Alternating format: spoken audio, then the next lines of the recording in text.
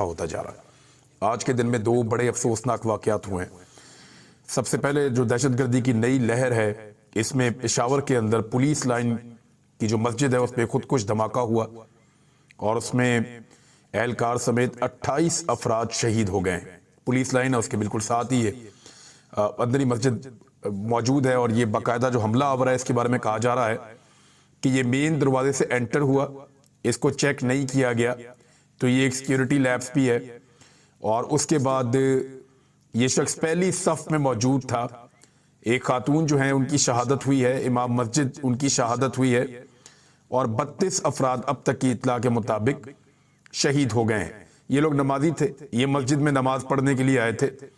अफसोसनाक बात यह है कि नमाजियों के ऊपर हमला किया जा रहा है और ये कहाँ की लड़ाई है, ये तो दहशतगर्दी है और खुली दहशतगर्दी है और मुसलमानों को मसाजिद के अंदर कत्लेआम उनका करना, इससे बड़ी दहशतगर्दी और क्या हो सकती है। बदतरीन दहशतगर्दी है और ये जो एक नई लहर है दहशतगर्दी की, ये बढ़ती चली जा रही है।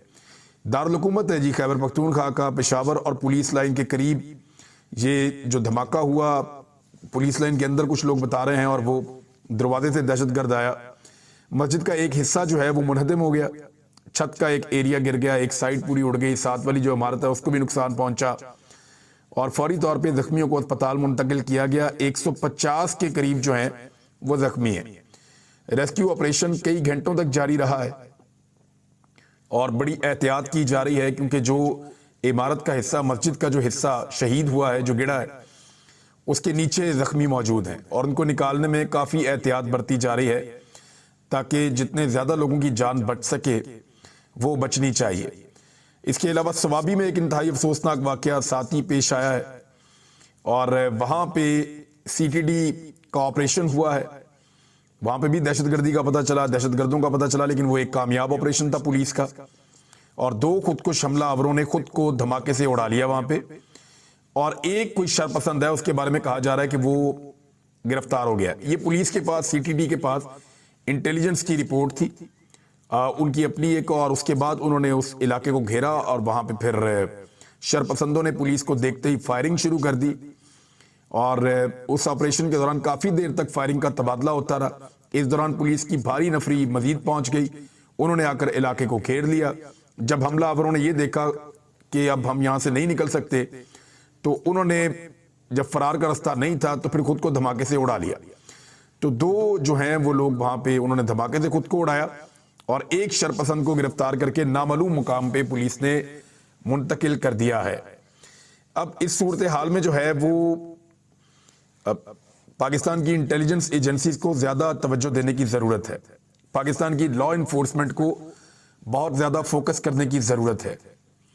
जब से पाकिस्तान में रिजीम चेंज ऑपरेशन हुआ उसके बाद और उससे पहले भी, यानी जब अफगानिस्तान में सूरत हाल बदल रही थी तो उस वक्त भी पाकिस्तान में दहशतगर्दी आई थी, लेकिन फिर चंद महीनों के लिए पाकिस्तान में एक सुकून वाला पीरियड आया था।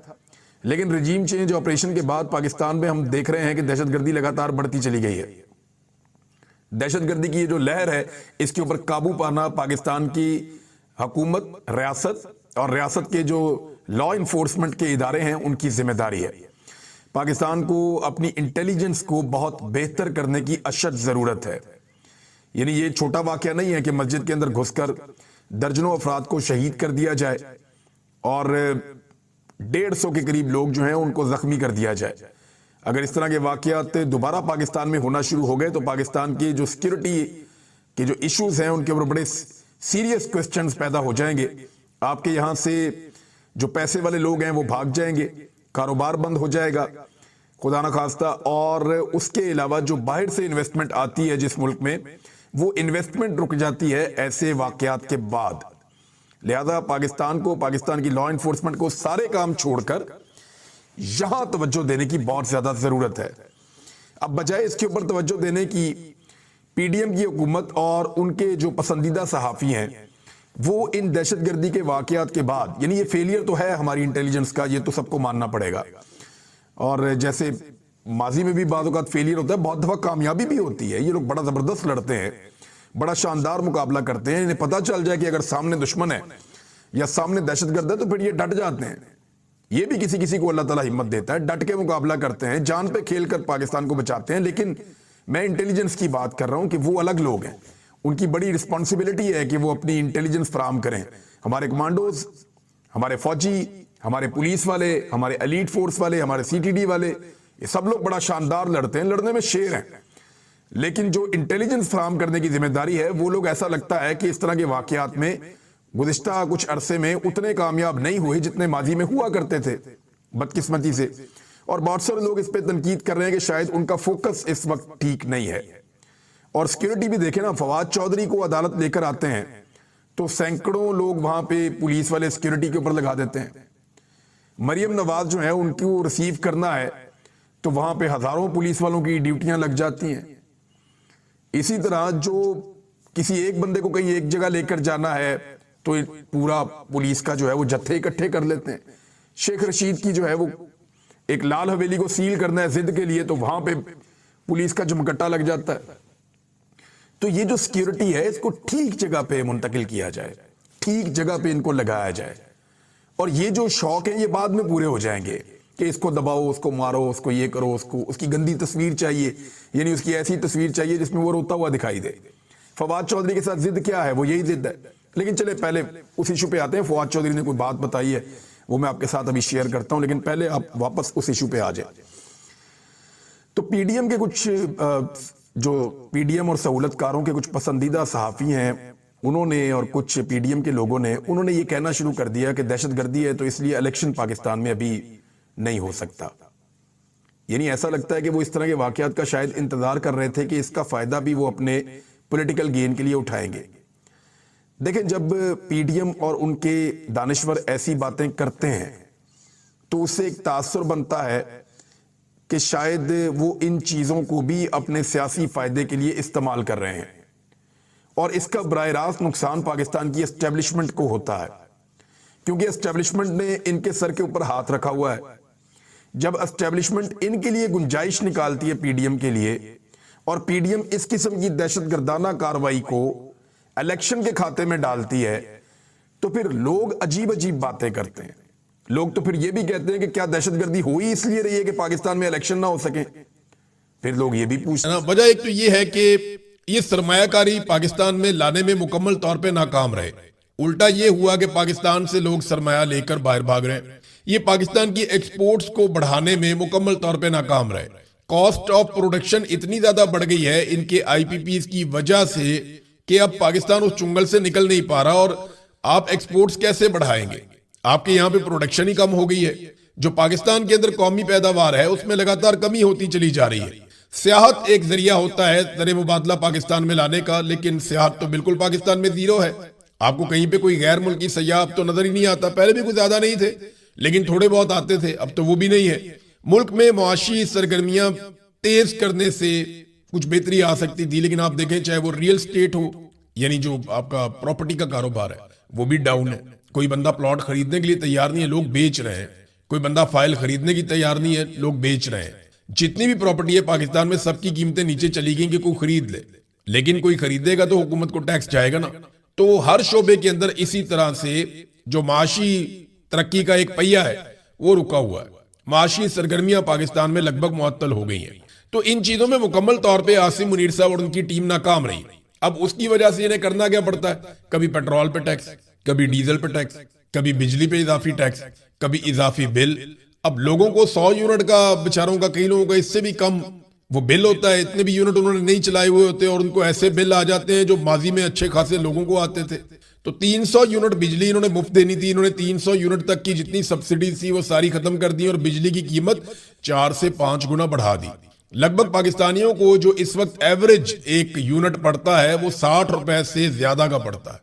यानी कहां पे एक एवरेज यूनिट माजी में जो गरीब पाकिस्तानी थे उनके लिए 14 रुपए, 15 रुपए हुआ करता था, 16 रुपए हुआ करता था। आज वो यूनिट जो है वो 60 रुपए से ऊपर हो गया, क्योंकि आसिम मुनीर साहब के पास और उनकी टीम के पास पाकिस्तान को चलाने के लिए कोई फॉर्मूला, कोई मुआशी हिकमत अमली नहीं है। ये एक तरफ जश्न मना रहे थे और एक तरफ पेट्रोलियम मसनूआत की कीमतों में इजाफा कर रहे थे। ये कौम के जख्मों पे नमक भी छिड़कते हैं ना, बड़ा इंजॉय करते हैं ये, क्योंकि कौम ने इनको वोट नहीं डाले, कौम ने इनको शिकस्त दी थी। आसिम मुनीर साहब को और उनकी सारी टीम को कौम ने शिकस्त दी थी। फिर ये जबरदस्ती ताकत के बलबूते पे बंदूक दिखा के पाकिस्तानियों को ये इक्तदार में आकर बैठ गए। लेकिन कब तक? जिस दिन सारे इकट्ठे होकर निकले पाकिस्तानी और एक मुट्ठी बन गए, उस दिन फारग हो जाएंगे सारे। ये जश्न मना बनाकर लोगों से लिबर्टी चौक में पूछ रहे थे कि पाकिस्तानियों मजा आ रहा है, पाकिस्तानियों मजा आ रहा है। और साथ इन्होंने पेट्रोलियम मसनूआत की कीमतें 414 रुपए तक पहुंचा दी, जो इमरान खान साहब के दौर में 150 रुपए की थी। जब इमरान खान साहब के 150 रुपए के पेट्रोल को ये बहुत महंगा कहते थे, वही लोग, मैं हैरान होता हूं, आजकल 414 रुपए के पेट्रोल को महंगा नहीं करते। इन्होंने आतिशबाजियां की अपनी अय्याशियों के लिए, अपने जहाजों के लिए, अपनी नई गाड़ियों के लिए, अपनी चीजों के लिए। इन्होंने मुल्क में तबाही फेरी हुई है। ये खबर देखें ना आप, मेंबरान पार्लियामेंट की नई रिहाइशगाहें तामीर की जा रही हैं। 104 फैमिली सूट्स तकमील के लिए 30 जून तक की डेडलाइन दे दी गई है। वहां पे 500 एयर कंडीशनर लगाए जा रहे हैं और लॉबीज के अंदर VRF सिस्टम लगाया जा रहा है। इसके अलावा 1 अरब 9 करोड़ रुपए की लागत प्रोजेक्ट के ऊपर आएगी और 500 सर्वेंट क्वार्टर भी बनेंगे वहां पे। यानी अब हर एक को 5-5 सर्वेंट क्वार्टर भी मिल जाएंगे लगभग। यानी अगर आप 104 फैमिली के स्वीट्स हैं तो वहां पे 500 सर्वेंट क्वार्टर का मतलब है कि वहां पे इतने मुलाजमीन काम कर रहे होंगे कि इनके साथ जो मुलाजमीन जाएंगे वो भी वहां पे रहेंगे और वहां पे जो खादम होंगे वो भी वहां पे रहेंगे।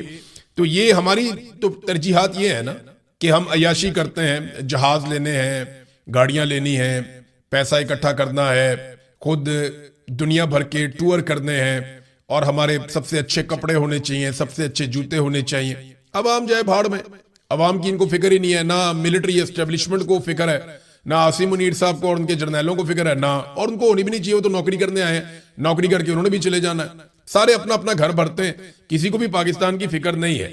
अब देखें, जब ये हुकूमत में आ रहे थे ना, तो उससे पहले जब इस टीम को हुकूमत में लाया जा रहा था तो जनरल बाजवा के और जनरल आसिम मुनीर के टाइम पे ये लोग दावा करते थे कि हमारी तजुर्बाकार टीम है, हम ही पाकिस्तान को संभाल सकते हैं। ये अयाज सादिक और एहसन इकबाल बैठ के क्या कह रहे थे, जरा ये सुने आप। मुस्लिम लीग नून वाहिद जमात है जिसके पास वो टीम है, जिसके पास डिलीवर करने की सलाहियत है और यही मुल्क को इन बहरानों से निकाल सकती है। जो टीम भी है, तजुर्बा भी है, किस तरह महंगाई को, इसके नासूर को कंट्रोल कर। ये आपने सुना बाद में शहबाज शरीफ की भी बात कि जनाब टीम भी है, महंगाई को, नासूर को, सबको हम कंट्रोल करेंगे। शहबाज शरीफ ने एक और बड़ी जज्बाती तकरीर की थी। ये जरा ये तकरीर भी आप सुने, आपको बड़ा मजा आएगा। ये जब ये अपोजिशन में थे और इमरान खान की हुकूमत गिराई जा रही थी, ये सुने आप। गुर्बत के खिलाफ इंकलाब आना चाहिए, महंगाई के खिलाफ इंकलाब आना चाहिए, जुल्म ज्यादती के खिलाफ इंकलाब आना चाहिए, इस निजाम के खिलाफ इंकलाब आना चाहिए, इस मुल्क के अंदर इंकलाब आना चाहिए, इंसाफ का, इंसाफ के बोलबाले का और सोशल वेलफेयर स्टेट का, एक इस्लामी रिफाई रियासत का इंकलाब आना चाहिए। ये जितनी बातें शहबाज शरीफ ने की ना, महंगाई, गुर्बत, इंसाफ, इंसानी हकूक, ये सारी चीजें तबाह कर दी। फलाई रियासत, हर चीज शहबाज शरीफ ने आने के बाद मुकम्मल तौर पे तबाह कर दी। यानी तकरीर में ये आदमी कुछ और कह रहा था, जब इसको लाकर इक्तदार में बिठाया गया, इसके केसेस खत्म करके, और फौजी जर्नैलों ने लाकर इनके सर पे ताज रख दिया कि जनाब अब आपको हमने वजीर आजम बना दिया है, अब जूते आप पॉलिश करेंगे और इक्तदार में रहेंगे।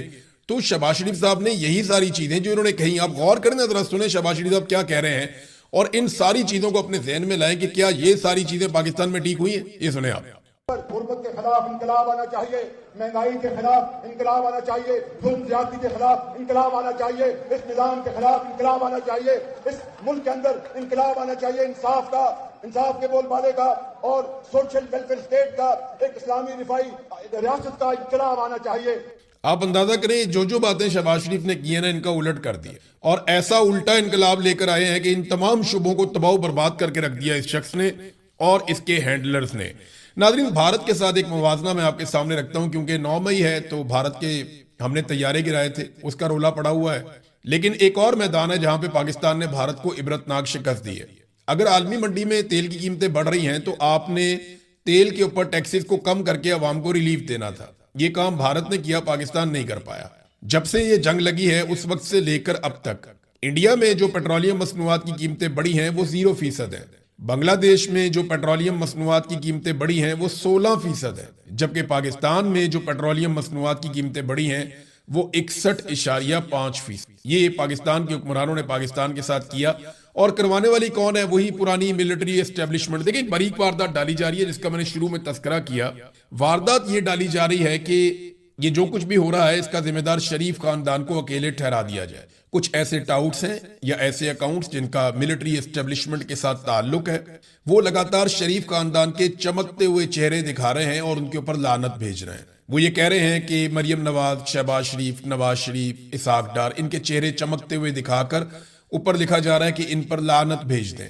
और पाकिस्तान में बहुत सारे लोग ये कह रहे हैं, लोगों को गुस्सा भी है इनके ऊपर बहुत ज्यादा कि इनको ये लानत के मुस्तहिक है। लोग ये कहते हैं कि इनके ऊपर लानत भेजी जा रही है कि ये महंगाई के लिए जिम्मेदार हैं, पेट्रोलियम मसनूआत की कीमतें इन्होंने, ये तो कठपुतलियां हैं बेचारे। एस्टेब्लिशमेंट ना बड़ी सियाणी है, वो मीठा मीठा हप हप और कड़वा कड़वा थू थू, ये उनका पुराना फॉर्मूला है। वो करते ये हैं कि हर क्रेडिट ले लेते हैं कि जो भी अच्छा हुआ वो हमने किया, और वो कहते हैं जो भी बुरा हुआ वो सियासतदानों ने किया। अब शरीफ खानदान तो एक कठपुतली है जिनके ऊपर मुकदमात थे, तो उन्हें कहा गया जूते पॉलिश करोगे तो मुकदमा खत्म कर देंगे और इक्तदार में भी ले आएंगे। अब ये बेचारे इक्तदार में तो आ गए हैं लेकिन फैसले ये नहीं करते, ये कठपुतलियां हैं। ये जिम्मेदार जरूर हैं, कौम के मुजरिम जरूर हैं, लेकिन असल मुजरिम ये नहीं है।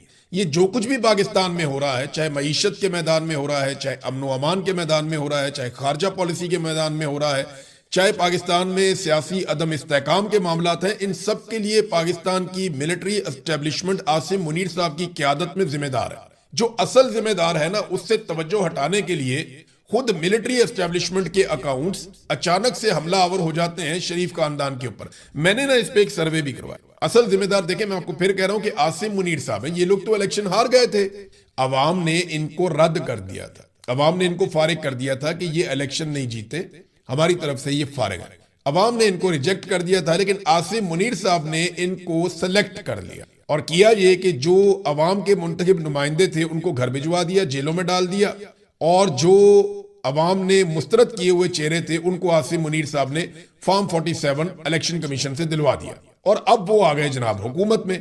तो वो जिम्मेदार तो वही है जो इनको लेकर आया और जो इनके फैसले कर रहा है, और हर फैसले के अंदर आसिम मुनीर साहब शामिल है। अब एक खबर आई है कि नवाज शरीफ ने शहबाज शरीफ से मुलाकात की है, और अगर पेट्रोल बढ़े और ये मुलाकात हो तो समझे कौम को छोटा मोटा रिलीफ देकर ये दोनों भाई एक मरतबा फिर बेवकूफ बनाने की कोशिश करेंगे। ये हमेशा से ऐसा करते चले आए हैं, हो सकता है इस मरतबा भी ऐसा करें, लेकिन ओवरऑल इन्होंने कौम को बहुत चूना लगाया।